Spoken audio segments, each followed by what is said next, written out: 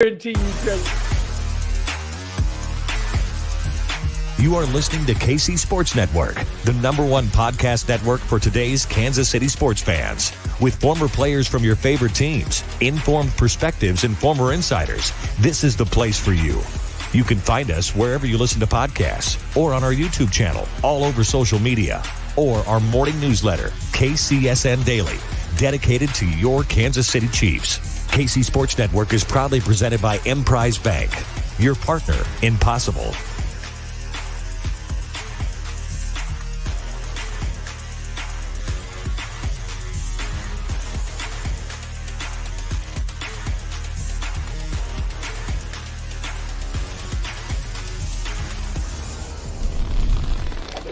KC Laboratory, sponsored by Emprise Bank. I can't believe I'm saying this. It's a game preview edition of the KC Laboratory presented by Emprise Bank. When was the last time you went into a bank? Now more than ever, who you're doing business with is more important than where they're located. Emprise Bank is a trusted business partner that can serve anyone, anywhere. As Emprise Bank, our partners in Possible, they are member FDIC. They're absolutely wonderful. They're the best to work with. The best to work with, I'm here as well, are my dear pals. First, find them on Twitter at Maddie_KCSN. Matthew, hi. Happy game week. It's game preview episode. I'm so excited to be doing this. I know you lured me in and told me we're about to talk college football, and yet here we are. I'm kidding. I'm excited to talk about the Chiefs versus the Cardinals. We are doing this in the middle of the Thursday night football opener. So, everybody in chat, thank you guys for joining us. And while you're here, to show our gratitude, we will only ask you this one time to hit like, comment, and subscribe to the YouTube channel. This is the only time, because you're here with us instead of watching the game. This is the only time we're going to ask. But if you're here, please do it. Craig would really enjoy it. We'll get a smile on his face. I would, yes, I will only smile as I see the likes come. No, I can't hold that. I'm talking to my two beautiful pals about Chiefs football. We are previewing the Chiefs versus the Cardinals coming up on Sunday. Real, actual football. I can't wait. I'm so excited. I'm so excited to break it down. Let's do it. Let's party. This is, I've been looking forward to this, and thank you to everybody watching. I know we are going up against a football game happening right now. You could mute the football game and just, Jason Kane has it right. Listening to you guys while watching Thursday Night Football on mute. Perfect. Bingo. This is absolutely perfect. If you don't know how we kind of do this, when we do our game preview shows, if you're new to the channel, we do 3 storylines on both sides of the football. We do players to watch on both sides of the football, and we will predict the outcome of this football game. And we'll start with the first subject. And here's the thing. I'm going to start with the new look passing game.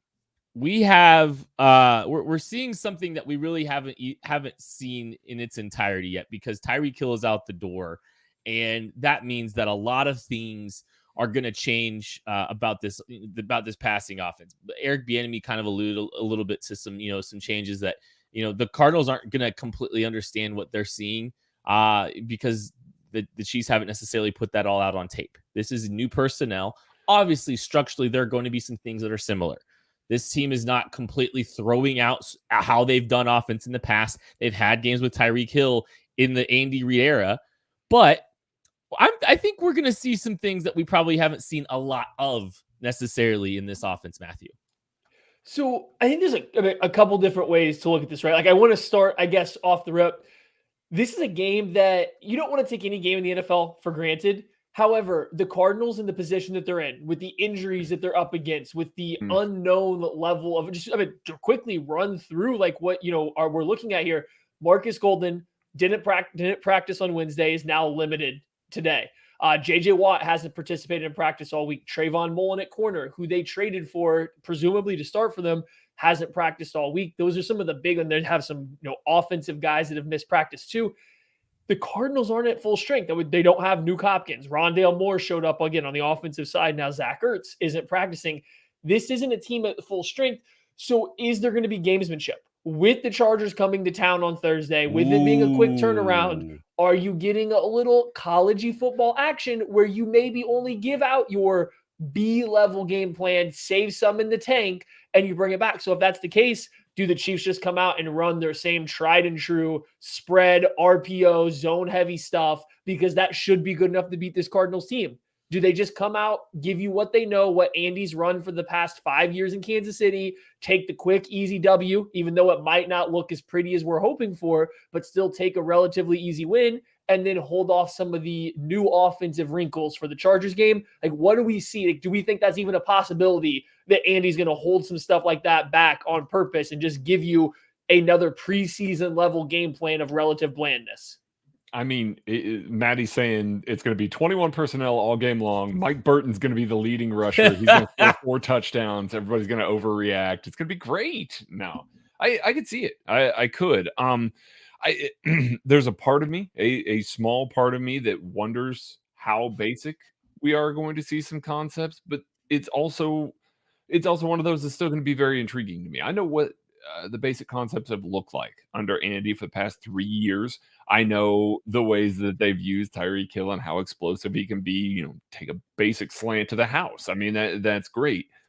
It's still intriguing to me, even if they're running some of that basic stuff, to see how it looks with Juju, with Travis Kelce, with Marquez Valdez-Scantling, with McCole Hardman, with Sky Moore. Like, there's so many fun new pieces. I want to see how they interact with each other. I want to see how they play off of each other. I want to see how they distribute in the passing game, even if it is just basic, which is fine. You're not putting anything on tape that Brandon Staley hasn't seen before. You're just putting it with new players. You can bust out some of the new stuff. You can do some of the other stuff. It can still be very efficient. It can still be very good. And it can still be incredibly intriguing for us to see how those guys work off of each other.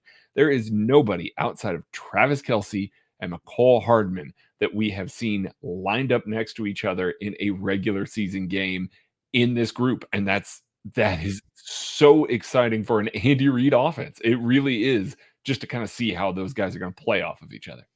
I think it's going to be a little bit of both. And I think if the game script goes the way that the Chiefs are probably hoping, now that you're seeing a lot of issues on the defensive side of the football, and I'm just actually across the board for this team, more on that, I'm sure, later. But I think you're going to see, I think you'll see some new stuff introduced week 1, regardless. I know they might try to, I could see them holding some things back if the game script's going the way that they hope for it to go. But I think they're going to pace themselves regardless. And that's something Andy Reid's always been good at. He has stuff in his bag to sustain for the course of a season.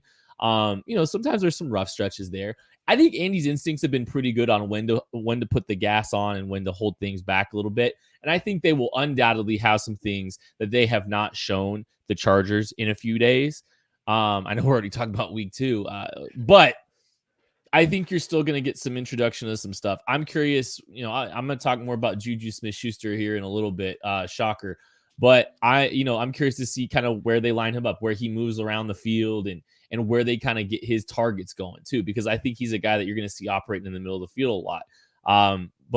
I'm kind of just curious structurally how this is going to look, where guys are going to be, playing, where guys are going to wind up from a distribution standpoint, like Craig's talking about. That's some of the stuff I'm most fascinated by. And I think alignment-wise, we'll definitely see, we're going to see new stuff, right? They're not going to just take Juju or MVS out there and say, hey, go run the Tyreek Hill route tree, right? That's not going to happen. I just wonder if after your scripted plays, after Andy's scripted plays, which I'm sure will include a lot of different stuff, and it always has, but I'm sure that will be where you're maybe starting to peel back the curtain on what he foresees this offense being this year. But after that, I just wonder if you don't get out there and they're not kind of like, okay, this Cardinals team isn't on our level. Let's just throw it into coast. Andy Reid has been very well known to throw it into coast early in games, even before they're put away. And I think this team's talent, the Chiefs' talent's enough that they could get by. They could get by on the offensive side, literally running curl flat RPO, slants, bubble RPOs, inside zone, and score 30 points and win this game comfortably. So I just wonder if that's something that we see, and we don't really get too much of a new schematic look at the offense. Yeah, obviously we'll get new players and new spots. How they use them, what they look like is obviously very intriguing. I just was wondering on, in the back of my mind, I wonder if there's not going to be a little bit of gamesmanship going here once we get out of the first 15, because I'm just looking at all these Cardinals injuries. I think that's entirely possible. I think that's entirely reasonable expectation. And again, like I do think Andy might kind of sit on the football a little bit. He's got pretty good instincts. It's a long season, and he's got a massive game coming up. I'm sure they're going to want to win at home on Thursday night. Lean football. on your no, we'll get there. I'm just excited. I'm ready to get to other points. Oh, you're ready to be let down, Maddie. Just a little behind the scenes. We have a rundown for our game preview episode every week, and we do like our 3 storylines. We all picked one. Maddie tries to make it intentionally complicated for me. That is not these. complicated at all. I think I know exactly what this is, but straightforward. You go ahead and read this storyline. I think I know what it is. I'm going to be typing it while you are.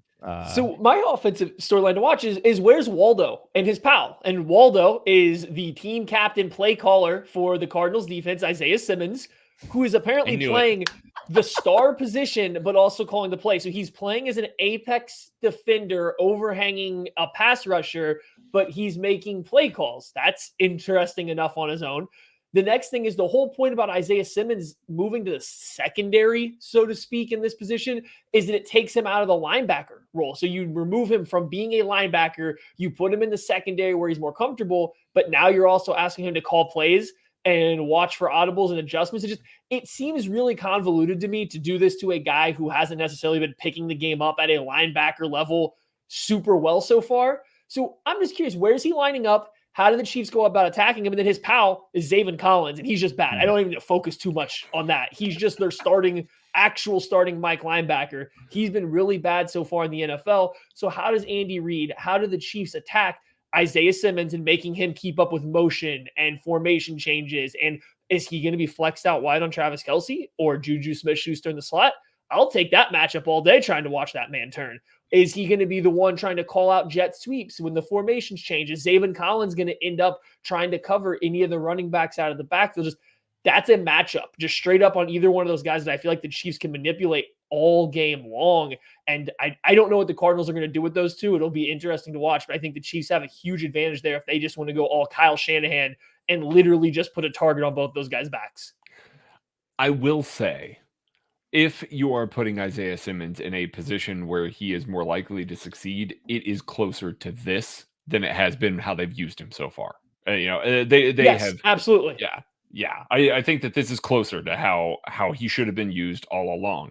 That being said, I'm with Maddie. The play calling element, like we talked a lot about it over the past couple of years. Tyrann Mathieu, and talked about the middle linebacker and how they're calling all the plays, and that's why Ben Neiman's on the field. That's why Anthony Hitchens is on the field. A lot of people, why doesn't Tyrann Mathieu just call the plays? It's stuff like this. It's being out in the slot, having to relay information to the other side of the field, having to get stuff sorted out between the tackles. And if you have a guy that's not particularly great between the tackles and a guy that hasn't seen the game super well, and then throughout the preseason was not the guy that was playing the mic, was not the guy that was calling some of that stuff, it's kind of a hard left turn that they're taking right before the season here. And I get it. You spend a high pick on the guy. You have to put him in a position and try and let him fail. I totally and completely understand that. It's just Andy Reid is an expert manipulator, especially at the second level. He does so much to try and affix the linebacker's eyes or the safety's eyes or the slot defender's eyes in the place where he doesn't want you to be looking. And that's he's so good at that. And he makes young linebackers, young defensive ends, young slot players, really, it makes their lives hell. And when you're putting a guy now in that position who's going to be calling the defense on top of maybe struggling to keep up with some of the things that Andy Reid is throwing at him, that's just kind of a little bit of a recipe for a disaster for this Cardinals defense that does have some speed, does have some talent, but if you're constantly playing mentally behind what Andy Reid is putting on the field, it just is so difficult to try and keep up with this Chiefs offense.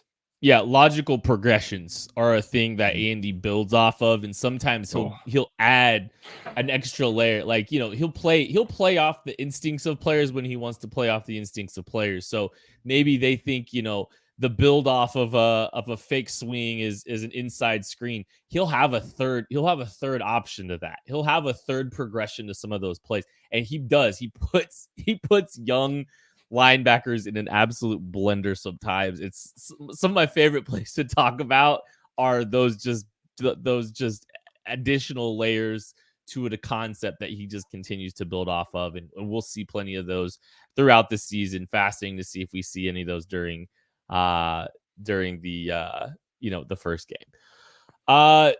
Craig, you have this next one. I do. You guys are going to let me talk about offense. Wow, This is weird. This is new and It's weird. less complicated in the rundown than mine, apparently. He actually wrote a tangible sentence. Mine is trying to figure out if this offensive line is going to keep building from where they were last year. I think we're all there's no think. We were all exceedingly surprised with how well this offensive line played. We had some hope that they would transition with all the assets that they put into it, but it was a very pleasant surprise how well the offensive line played. You want to see that next step, that sophomore year of these guys playing together. You want to see that advancement. This is the perfect time to try and get off on the right start. If JJ Watt is missing, if you've got Marcus Golden missing, basically you're having to take care of blitzing linebackers, Zach Allen and Rashard Lawrence. I mean, these are not guys that are scary from a pass rush perspective. And then these linebackers are not scary from a run defense perspective. Trey Smith, if he gets his hands on Zaven Collins, holy cow. I mean, it's going to be Pancake City all day long. And so this is a very clear slanted matchup without JJ Watt and Marcus Golden on the field. If they're there, we're talking a completely different game. But without those two guys on the field, it is a very, very slanted matchup for the Chiefs. So this is the right one to get started because they got some murderer's rows of defensive lines coming up here. This is the right one to have to line up and try and get your groove back in an NFL game. We talked a little bit before about Andy maybe keeping it a little bit basic, maybe shutting it down a little bit early. Man, I'll tell you what, you want to go to a little more of that downhill running style in the second half and just let this offensive line lean on this depleted Cardinals defensive line in week one. That is the perfect way to help get those guys feet wet, back in the game, back comfortable. They're going to come off of that surging with confidence that they're moving dudes around and really controlling the line of scrimmage. That's exactly what you want for this young offensive line trying to build into year two. Yeah, if they can find a way to kind of control the game a little bit, I think that's running the football is one of the things that they can potentially do to shorten that game, show less, like you said, kind of get that offensive line going. I think the best 5 that the Chiefs had last year is starting this week. I mean, I think the best version of this, offensive line last season actually involved Andrew Wiley. Andrew Wiley played well for his stretch. I will say, it wasn't the prettiest preseason for Andrew Wiley. I'm fascinated to see if the carryover from last year is real or if some of the reasonable concerns that you might have from what you've seen in this preseason are what prevail for him. Because I do think he had a pretty solid season last year, all things considered, performed well. What he did last year late is nothing to complain about. And so I want to, I think I kind of have some focus on him because I think the other 4 positions are obviously just well set and they're good to go. But yeah, I would like to see this team be able to run the football a little bit effectively. I think that can go a long way in helping, like we're talking about, show less, manage the game a little bit. This could be, it could be really valuable and, get a look at some of these running backs too. So I think even if JJ Watt and Marcus Golden are able to play at this point in time in their careers, I don't know if I think that front 7 is particularly stout either.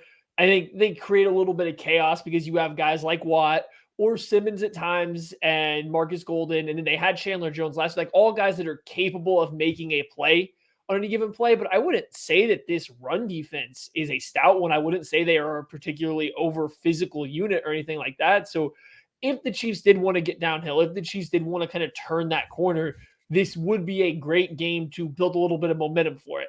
And then on the flip side, in pass protection, with the Cardinals losing Chandler Jones to free agency this year, Mhm. who are you afraid of? Like, I know Marcus Golden tipped into double-digit sacks last year, and he has a few times throughout his career, and he's a quality, tertiary kind of pass rusher that just kind of capitalizes when guys are being pushed his way from other rushers. Like, he's a quality pass rusher, but he's not a go-to guy.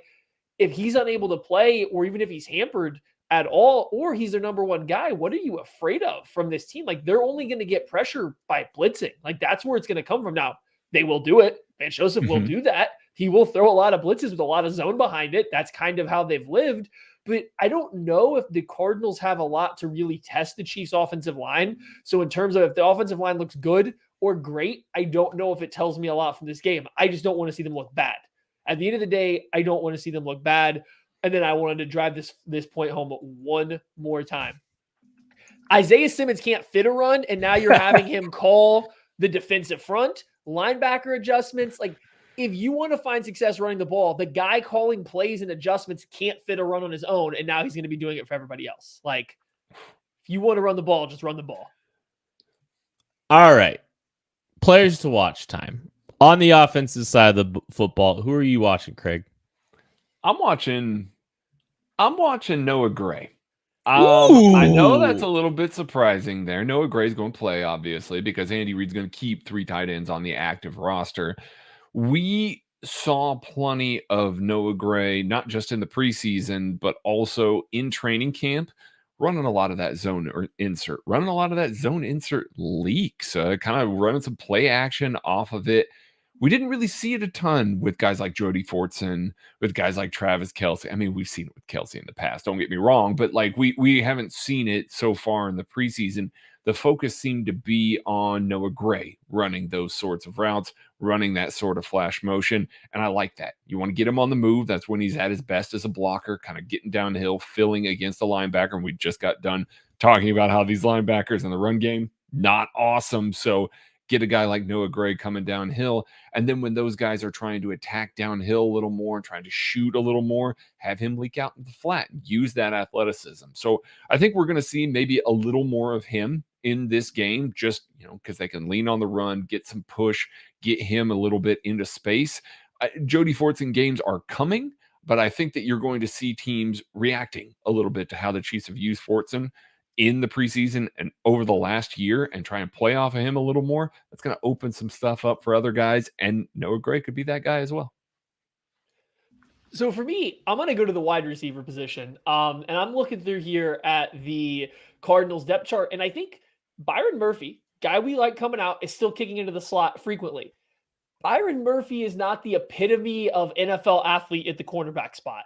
So you want to kick him into the slot and you want to have him trying to cover McCole Hardman or Sky Moore. I'm doing a double. Kent's going to hate me. I'm just picking the athletes that play in the slot for the Chiefs here, right? I don't know if Byron Murphy's a great matchup for those guys. I think they're faster than him. They're more athletic. I think they could really stress him. I'm assuming Isaiah Simmons is going to have a lot of matchups with Travis Kelce. They would be crazy. That's literally his goal in the NFL, is to go match up with guys like Kelce. That's the best place for him. So you're going to send him off over there. But when Byron Murphy has to kick into the slot and defend Hardman's speed over the top or Sky Moore's explosiveness underneath, what's that look like? I talked about matchups earlier and targeting linebackers. I think you can really stress Byron Murphy coming out of the slot as well. I don't love the Cardinals cornerback room on the outside either. Don't get me wrong. But I think specifically when you push someone into the slot, the Cardinals are going to play a lot of zone because they will have to blitz to get pressure. I think you could really find some good matchups there using superior athletes at wide receiver, attacking guys like Byron Murphy, or if they do have to go into Deontay Thompson as a safety that kicks down or whatever, even Budda Baker. I think you can have the athletic mismatch there. So I'm looking at Hardman. How did we get 24 minutes into this without mentioning the Cardinals' best player in Budda Baker? We do this a lot. This happens like 3 times a year, maybe more. This is true. Aaron Donald, am I right? I'm going to mention Budda Baker. Ball skills, questionable. Attack him by throwing the ball. Don't let him just play downhill versus the run. That's where he's really good. No, I think it's the slot wide receiver, versus whoever they're going to kick down in there across from Travis Kelce. I think you're going to have a little bit of a mismatch. So I'm interested to see who it is. Is it Hardman? Is it Sky Moore? Is it a split? Does somebody else kick in there? So that's where my eyes, I think, are going to be for a specific player. I heard you say receiver and my heart dropped for a little bit because I was really excited to talk about Juju Smith-Schuster. I even teased that I was going to do it later, and you were still going to try to steal it from me. I had a feeling. I'm going Juju because I think this is a guy that, I think everybody's really excited to see. Like, there's expectations. There's real expectations for this guy. I think we all think if he stays healthy, he's going to have a season well beyond structurally what his contract is. I really love the idea of him getting some opportunities, some targets inside the hashes on third down. This is an area where I think the Chiefs struggled at times with some of the drops, some of the inconsistencies, routes being run poorly along the inside in the middle of the field. I think Juju is a direct call to kind of alleviate some of those issues. I think he's a guy that can wind up in the slot at sometimes, especially in those third downs and condensed formations at minimum. I think he's going to do a lot of good operating in the middle of the field. I think he can and I think he can do just about anything you want him to do, but I think he's going to be a go-to guy. I think he's going to be a guy that the Chiefs are going to try to get opportunities in the middle of the field the same way that they do with Travis Kelce, especially in some of those money downs. I'm excited to see utilization of Juju Smith-Schuster as much as I am performance, but I have a lot of belief that he will be the king of the offensive pass catchers this week. Speaking of king, the wait is over. DraftKings Sportsbook, America's top-rated sportsbook app, is officially live in Kansas just in time for football season. That means betting legally on same-game parlays, spreads, money lines, and more anytime and anywhere across the Sunflower State. To celebrate, DraftKings is giving new Kansas customers a can't-miss offer. Bet $5 on anything and get $200 in free bets instantly. Yes, just bet $5 on anything and get $200 in free bets instantly. Download the DraftKings Sportsbook app now and use promo code KCSN to get $200 in free bets instantly when you place a $5 bet on anything. That's code KCSN only at DraftKingsSportsbook.com or DraftKings Sportsbook, America's top-rated sportsbook. Gambling problem? Getting help is your best bet. Call 800-522-4700. 21 and older, physically present in Kansas. Eligibility restrictions apply. Bonus issued as free bets. 1 early win token issued at opt-in. Moneyline bets only. Deposit and wagering restrictions apply. Eligibility and terms at DraftKings.com/Kansas on behalf of Boot Hill Resort and Casino. All right, Craig, ears perked, I'm sure. Defensive side of the football. Let's go. Yeah, let's do it. I mean, we're all excited to see how the offensive new pieces are going to fit together. Man, this defense has even more new pieces that we get to see. I am so excited to see how the secondary is going to play. I am so excited to see how Nick Bolton is going to call things from the mic. I'm so excited to see the new look defensive line, see how guys like George Karlaftis, Carlos Dunlap, how they look in the rotation. There is so much new here. And while we just got done talking about how Andy Reid might shelve some of his stuff and try not to put too much on tape, Steve Spagnuolo does not know how to do that. My man was running cover 0 in the preseason. So like he's just going to do what he's going to do.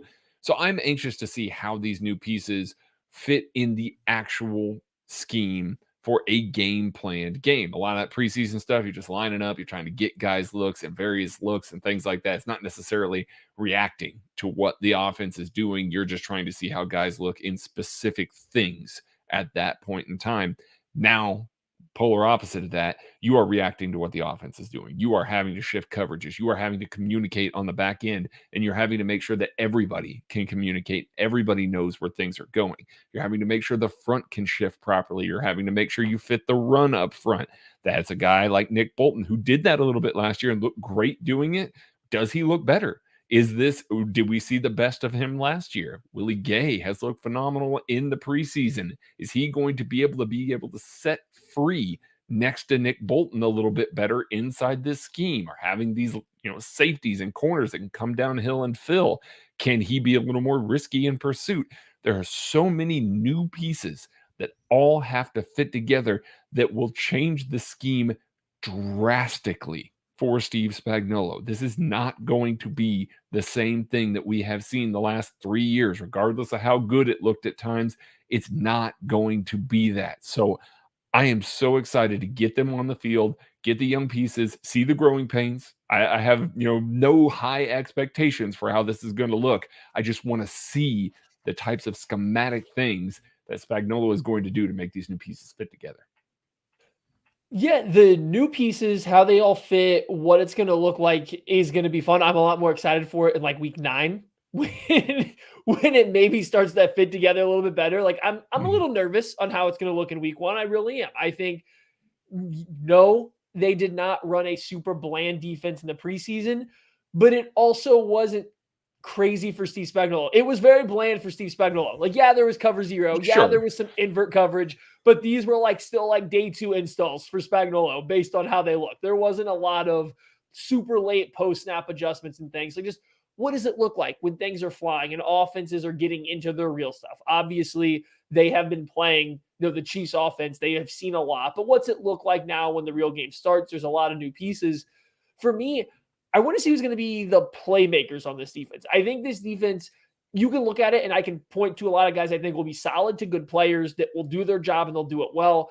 I think the issue for the Chiefs the last couple of years is whether they have or haven't had those guys. You can argue either way. The playmakers haven't shown up as often as I think you kind of needed to. Chris Jones has not been a consistent force every game making massive plays. Tyrann Mathieu was great 2 years ago. Last year, not as much, right? And I think you can see the defense struggle with that. So where are the playmakers coming from? Is Willie Gay ready to make that step and become this dominant, pass coverage, space playing linebacker? Is Justin Reed going to be able to maintain that leadership role, plus get these young guys in line and still play freely enough to be a consistent playmaker? So who's coming up? Who's the guy that is going to not be the best player, just the guy that is going to make the most plays and when they matter? It's week 1. We won't get that final answer. Is it going to be, one of the defensive linemen? So that's where I have my eyes in terms of the new guys and how they all kind of fit in. I think you guys are so right. Like this isn't going to be the cleanest operation from Jump Street. This is not going to be the prettiest. And honestly think I feel going into this season, I wanted to talk about, this is probably a great place to. I have a different feeling about this team. The standards and the criticism, I think, are going to be a little bit different for me. The critiques are going to be a little bit different for me this year because I do kind of have some level of patience with what this group is putting on the field that I may not have had with different versions of this team. If you're going to bank on Anthony Hitchens, I'm going to have some expectation there a little different than Leo Chenal having to see the field a lot more now. I know those aren't direct correlations, but you get my point. There's more rookies being relied on this year, and so I kind of just have some level of I don't know if grace is the right word, but I'm more just fascinated in the experiment than I am anything. I think they're still going to win a lot of football games. When it comes to the new pieces fitting together this week 1, I'm curious to see who Steve Spagnuolo trusts right off the bat. Speaking of Leo Chenal, that's probably why it was top of my head. I want to see what Leo Chenal is like. I know he was number 1 on the depth chart right now. That's because Elijah Lee's not technically on the 53-man roster, and he's about to be. I mean, Dave Tobal, but admitted it. Dave Tobe called Elijah Lee like basically one of the leaders on special teams, and then he's like, "Well, if we call him up, I guess." Like, okay, Uncle Dave. So I don't know. I'm curious to see what rookies earn the trust immediately when it comes to some of these pieces. I think containing Kyler Murray's probably one of the big storylines as well, Matthew or Craig. Craig, you go. Me go. This is Matty's talking point. I'm gonna let the man have his talking point. Go off, King. So, no DeAndre Hopkins, Rondale Moore. Hurt, hamstring issue, got to get an MRI. What's he going to look like? You remove those 2 wide receivers, and the Cardinals are going to be looking at Hollywood Brown, AJ Green, Andy Isabella, and Greg Dortch as their receiving options. Zach Ertz at tight end is hurt. He's backed up. I think they have Trey McBride is there as one of their backups. I think Trey McBride might be hurt too. So we're not talking about a great receiving room, right? This Cardinals receiving room is not going to be looking great. Even if Rondale Moore is able to play, he might still be hampered. It's like, this is not going to look great. The only way they're going to have a super functioning offense is if Kyler Murray goes crazy. And if you ever watch a game where Kyler Murray goes off and he has a wild game, it's running around. It's getting out of the pocket. It's making plays with his legs and his arm, but like he's not doing it by just consistently dropping back and throwing on time. And when you're trying to complete timing passes to Greg Dortch over the middle of the field in an NFL field, you're fighting an uphill battle at minimum, right? So for the Chiefs, it is important to get pressure. It is important to get after Kyler Murray because he will make mistakes. He will throw some YOLO balls, but it's equally important to stay in your rush lanes, to not let him get outside of you because he's not quite Lamar Jackson, but he moves pretty darn well. So if you are just even slightly out of your gap or slightly off balance and not ready, he's getting away and he can turn that into a 40-yard run at any point in time. So I think it's just going to be important that the Chiefs kind of play this one. Spagnuolo plays this one like they do when they play the Ravens. You got to mush rush. Your ends can't get too far upfield. Guys can't crash without somebody looping over the top. You just have to be very aware of where he is because I think the fastest way to let the Cardinals offense win is let Kyler Murray run and not throw to and make him. You want him to throw to these receivers, not get out in open space and just start doing things with his legs. Yeah, I appreciate that you're getting ahead of that before, we inevitably have to answer questions about, why wasn't the pass rush anywhere near it? They might be solidifying. They probably couldn't see him. He's so low to the ground. No, I mean, did you guys? I'm sorry. Yeah, go ahead. Did you guys see the teaser for Hard Knocks in season with Kyler walking out of the facility onto the practice field? No. It was like a silhouette almost, and it looked like a small child. I'm sorry. It really did. It really Was it just did. like a Chucky doll? It was not the most glamorous look. Oh, the disrespect going on for Kyler right now. No, you got to contain him because without those weapons, he's going to pull the ball down and he's going to run. I think we're going to see a lot of that. We're going to see a lot of scrambling.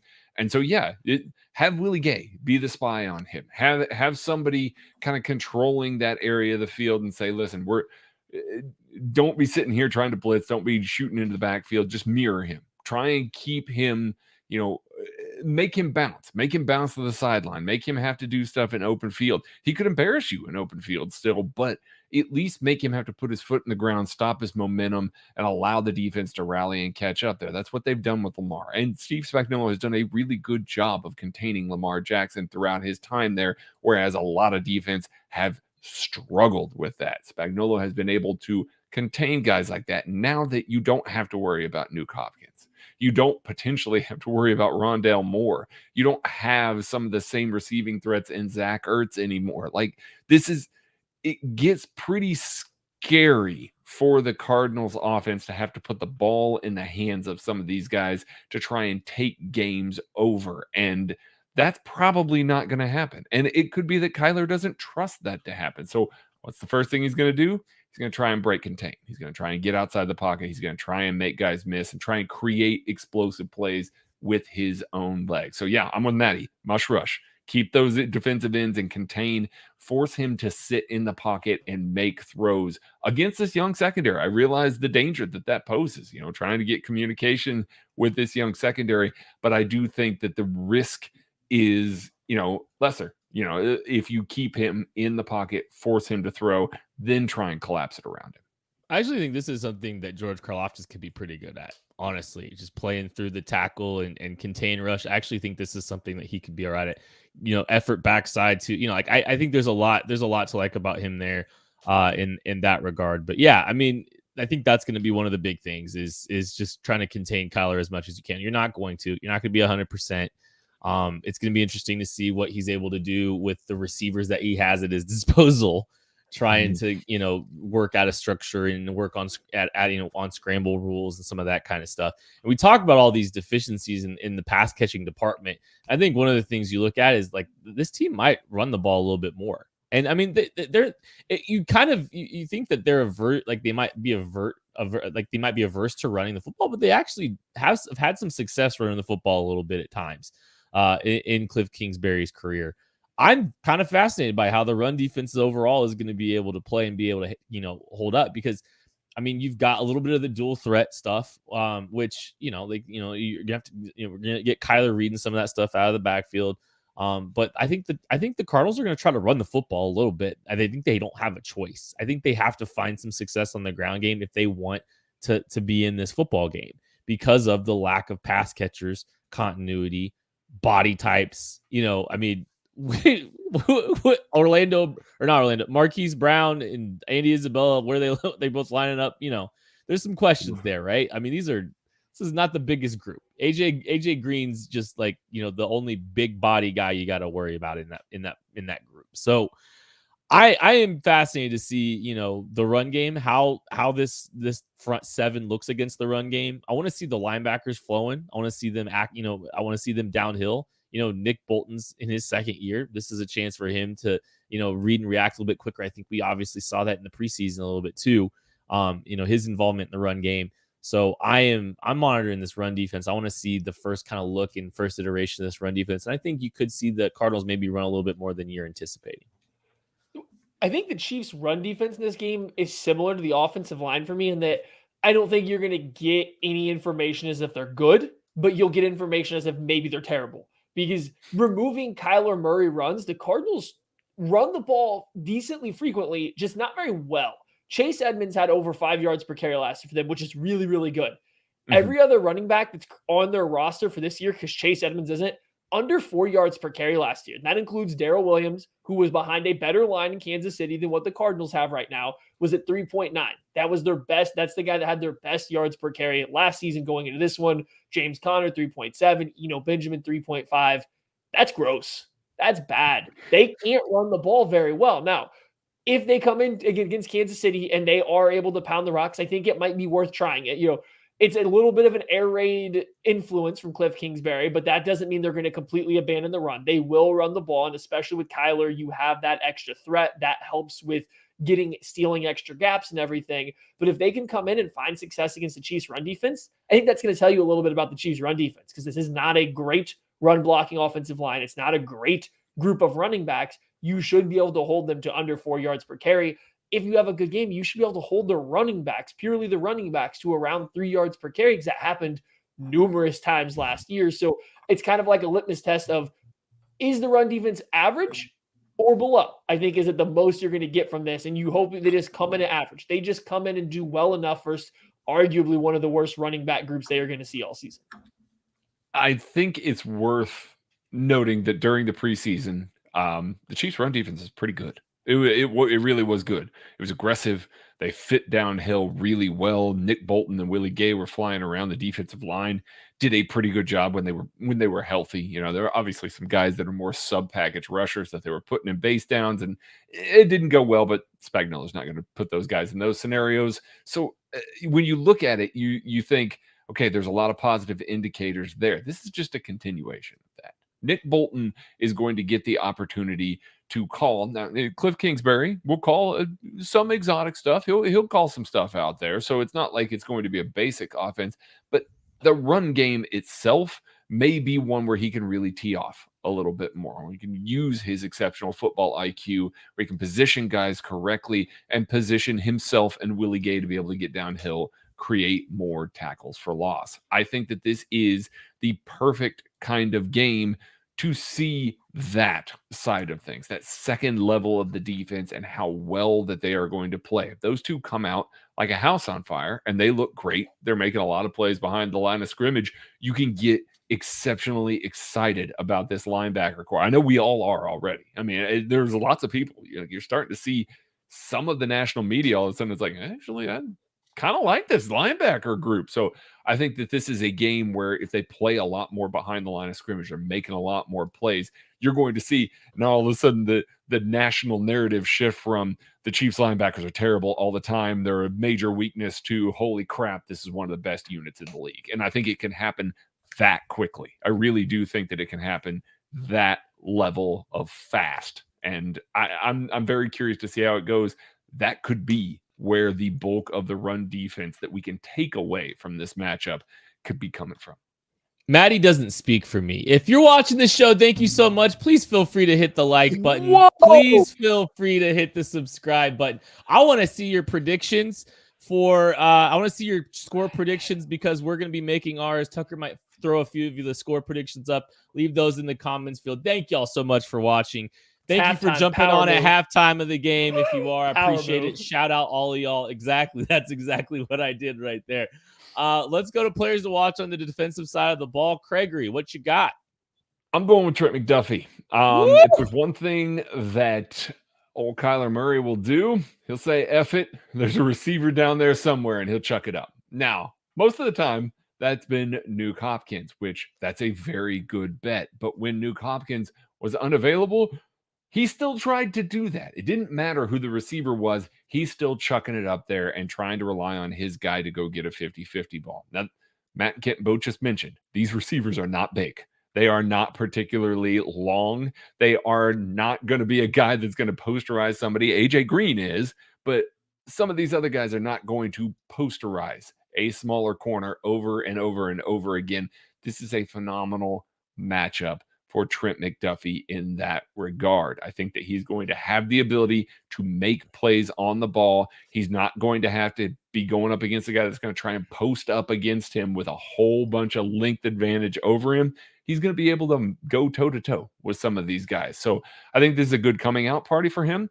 I think this is a good indicator of what we can see and how Steve Spagnuolo is using him against some smaller receivers. And I think he's going to have the chance, because we didn't really see it in the preseason, to actually be thrown at by a quarterback to see how he's going to play the ball. Yeah, just make sure he shadows not AJ Green, and you'll be fine in terms of the size. Just don't let him near AJ Green, because then it could be a little dicey.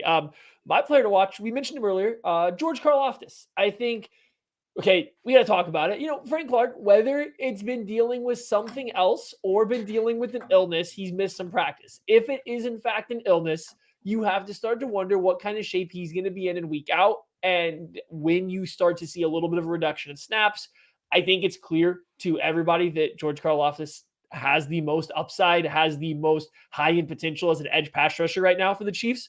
Frank Clark looks better than he has in years past, but we want to pull the best plays from the defensive ends from the Chiefs all preseason. They've been George Karlaftis, not Frank Clark, not Mike Dana, not other people. They've been George Karlaftis. So he has the highest ceiling, I think, for the year to have the best looking or the most efficient pass rush for this team. This is where it starts. You know, it's not the easiest matchup. The Cardinals have an average, if not better, tackles. They have guys that can go out there and play tackle just fine. But George Karlaftis, the motor that never ends, the fact that he literally just charges at people and overwhelms them physically by flailing his arms semi-technically, semi-not technically sometimes, and is explosive and strong, it's a lot to deal with. So you want to talk about a guy rushing for contain, he can do that. You want to talk about a guy that's going to give maximum effort every single play, he can do that. My eyes are kind of on Karlaftis. This could be a game where he starts. I said one of my biggest things I wanted to see was who's going to be a playmaker.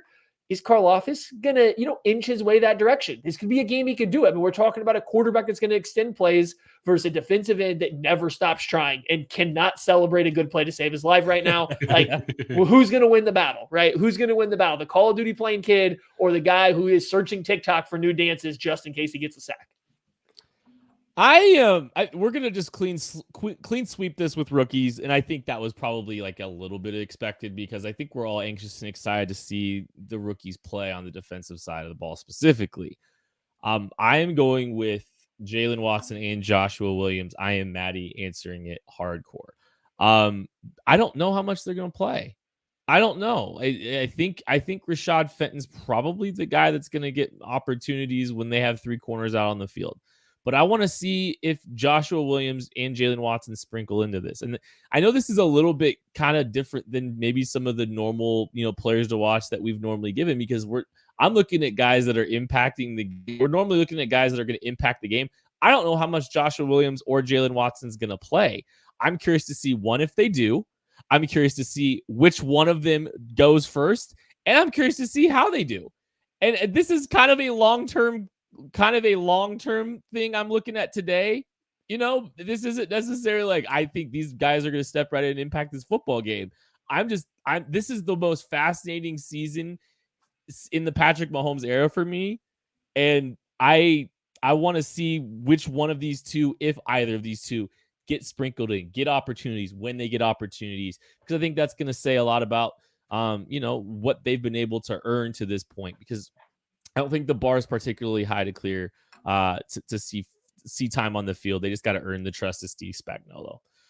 All right, guys, we haven't done this in a while. It's prediction time. What do you mean? I predicted every single preseason game. That's true. I did too. Feels like an old shoe. What? Sure. I'm gonna go first. Hey, please do. Listen, I think that this could have been a more competitive game if the Cardinals were at full strength. I really do. I think Rondale Moore and Nuke Hopkins on this offensive side of the ball and Zach Ertz could give a young secondary some fits. I think J.J. Watt, Marcus Golden, being healthy, being active, could at least keep this defense going a little bit more, could at least offer a little more resistance, but missing potentially all of those guys. Hell, missing DeAndre Hopkins has tilted it very drastically in the Chiefs' favor for me. So missing all of those guys just makes it a little bit a strong lean towards the Chiefs for me. I think this is going to be a fairly comfortable win. I think the Chiefs are going to get up. I think they're going to run the ball. I think maybe, you might see some guys letting up some stuff against the dime late in the game, but you're going to see a fairly comfortable win. The Chiefs have won every single opener except one under Andy Reid, and that was in 2014, the only time the Chiefs had missed the playoffs and had under 10 wins. They have just done nothing but come out of the gate firing on all cylinders. I don't expect anything different. I am going Chiefs 31, Cardinals 13. Okay, so I talked about it a lot. The Cardinals are dealing with a lot of injuries right now. They got suspensions, they got injuries. This team is not at full health. I don't know if I trust a coach that has had issues in terms of always making the right coaching decisions, in terms of getting his guys to always give their best effort coming off of a preseason where not all their guys played. I find it slightly alarming that Cliff Kingsbury thinks that Kyler Murray didn't need to play in the preseason and that he's one of those guys that doesn't think some of his stars have to play that much. I get there's some backing to it, and I know others like Sean McVay have liked that from what I've seen from the Rams. Maybe the starters should have played so far tonight. So I don't trust teams that come into week one and their guys haven't played at all. I trust Andy Reid a lot in week one. The Cardinals don't have a healthy squad right now. Even if they are, I don't think they're talented enough to match up straight up and take the Chiefs on head to head. This is a line when it first came out that I thought the Chiefs were wildly disrespected by how close the spread was initially when it first came out. I think when we first talked about it, we told people to, maybe keep your eyes on that because that was a bet I would take. I'm smashing it. I'm changing my score because Craig, Kent, and I all have very similar scores. We all have the Chiefs scoring 31, so I'm going to say they score 34 because I'm the big offensive guy now. And then we're going to go with the Cardinals with 16. And 16 is a weird number. And here's the thing. Cliff Kingsbury has often been one of the most aggressive coaches in terms of going forward on fourth down, but that doesn't hold true when he's in field goal range. When he's in field goal range, he takes the points. They don't go for a lot of fourth down and field goal range. I think you're going to see Cliff Kingsbury make the ultimate mistake that plenty of teams do against the Chiefs. Think a field goal is good enough. Kick a lot of field goals. They don't get a touchdown until the second half. They have a lot of field goals. They end up with 16 points and lose by nearly 20. Wow. That's a big one there. I want to welcome everybody to the second act of Patrick Mahomes' career. So, we just witnessed the first act of an incredible, start to a career. But I think this is kind of the pivot point for him. I think this is the next wave, the next version of the Patrick Mahomes Kansas City Chiefs. A lot has changed. Patrick Mahomes is starting to get more expensive. This team is trying to get younger. They're investing more in the draft than they are in some big free agent signings. This is a big change to this team. And I'm energized by it. I'm fascinated by it. I'm anxious to see it. I'm anxious to see, what this version is. But I think people forget who the quarterback of the Chiefs is a little bit because we've seen Patrick Mahomes with the worst defense in football wind up hosting the AFC Championship game. I know that this defense is young, and I know that there is a lot of growth that's going to be had between now and the end of the season. But the guy the trigger man for this team hasn't changed. And last I checked, there's nobody better. I think this is the year. And I said, I think Patrick Mahomes is winning an MVP this year. I think people are going to be reminded of, oh yeah, Michael Jordan's playing in the NFL right now. I think it goes Patrick Mahomes, large gap, Josh Allen. Sure, we'll go Josh Allen. Not today. Not today. If you've been watching. But I think this is going to be a reminder to the rest of the league. I think this is a chip on the shoulder Mahomes season. And I think it starts great with a fresh face, a bunch of fresh faces on the offensive side of the ball. I have the Chiefs scoring 31 points. I have the defense giving up 23. One of the touchdowns is late. The Chiefs cover. The Chiefs win by 8. Hate. Unbelievable. Hate. Every week. Every week. We'll talk to you after a Chiefs victory on the KCSN postgame show live from Kingdom Bar and Grill. We'll catch you later.